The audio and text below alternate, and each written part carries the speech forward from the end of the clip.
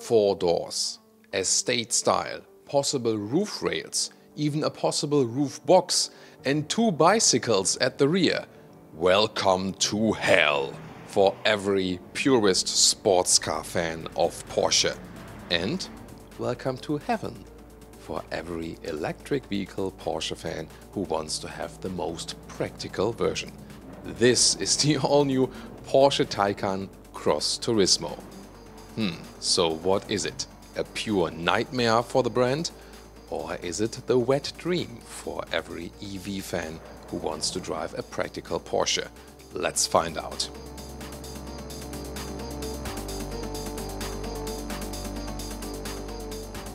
It is clear that this is a very controversial model, but in the front it looks actually quite the same, just like the normal Porsche Taycan, with the headlamps that come in standard LED, optional or standard with the higher trim models in adaptive LEDs, and also with the matrix LED as a further option.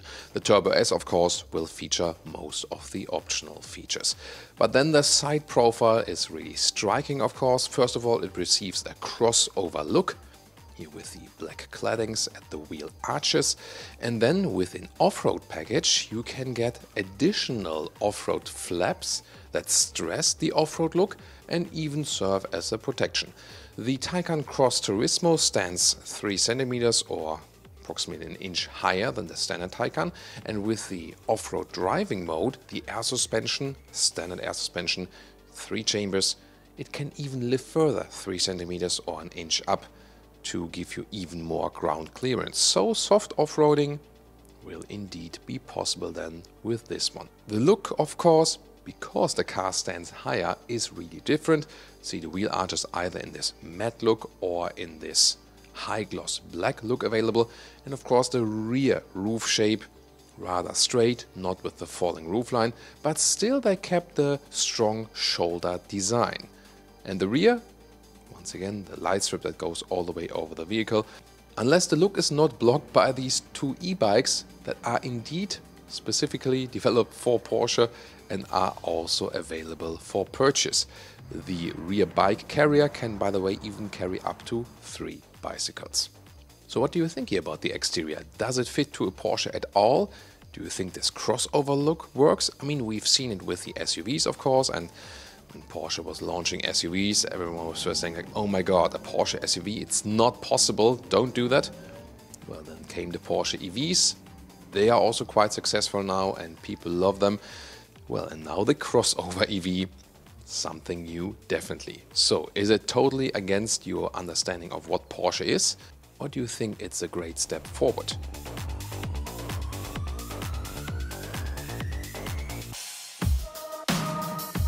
On the interior you get the standard Taycan interior, 16.8-inch digital instruments on the left, 10.9-inch infotainment on the right.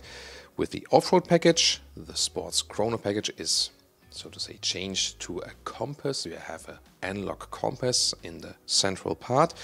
That's a quite interesting feature for sure. Other than that, in the front it's not too different. You can also get the animal-free interiors, however it's not standard unless you go for the Turbo S. In the Turbo S, the animal-free interior with the so-called race text material is indeed standard because it's not only the most sustainable but also the sportiest option. The rear headroom is of course different then. You gain about 5 centimeters or 2 inches. This will ensure better seating comfort or headroom comfort for the rear passengers. As for your feet, there are once again these so-called foot garages, so space that were left out in the underfloor battery, so you can put your feet then properly under the front seat. And the trunk is 40 liters more in the normal setup, so here at 450 liters, up to a size of 1,200 liters when the seats are folded. That means 15 to 42 cubic feet. Of course, the biggest advantage is that you have more height, especially in the rear area of the trunk. As for the battery, you only get the bigger one, 93 kilowatt hours battery as standard for the Cross Turismo, whereas the normal Taycan can also get a smaller one. 93 kilowatt hours gross, by the way, and 84 kilowatt hours net. That means A range in summertime about 400 kilometers or 250 miles. As for the powertrains or power figures, you will have 4 versions. They always come with all-wheel drive, no rear-wheel drive version for the Cross Turismo. That's the same what they also do with the Panamera, for example. So you will have the Porsche Taycan Cross Turismo 4, the 4S, the Turbo, and the Turbo S. The 4 and the 4S, at the rear, by the way, they have a little smaller electric motor, whereas the Turbo and the Turbo S have a little bigger electric motor at the rear. That's the hardware difference. And then between Turbo and Turbo S, or 4 and 4S, there's just a horsepower tune difference.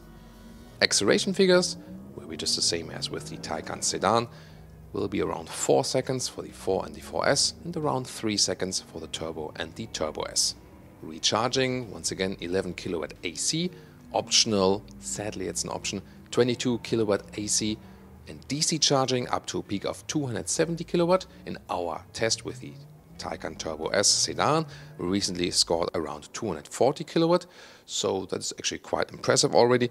Even more impressive that the fastest way to charge the Taycan is to use the recuperation. If you go full speed and then lift your foot off the throttle, it can recuperate up to 290 kilowatt by brake recuperation. That is of course pretty impressive. Once again enabled due to the 2 electric motors, one in the front, one in the rear. And at the rear you also have a 2-speed transmission, so there you have more efficiency and more performance, especially at higher speeds. Yeah, that's again a thing for the Germans, I know, for our German Autobahn. So this is our quick overview of the all-new Porsche Taycan Cross Turismo. For sure, a daring and very interesting concept. Let's discuss this one here further in the comments. Thank you so much for tuning in. And of course, as soon as possible, we'll give you a detailed, hands-on and also driving review here on our channel. See you soon.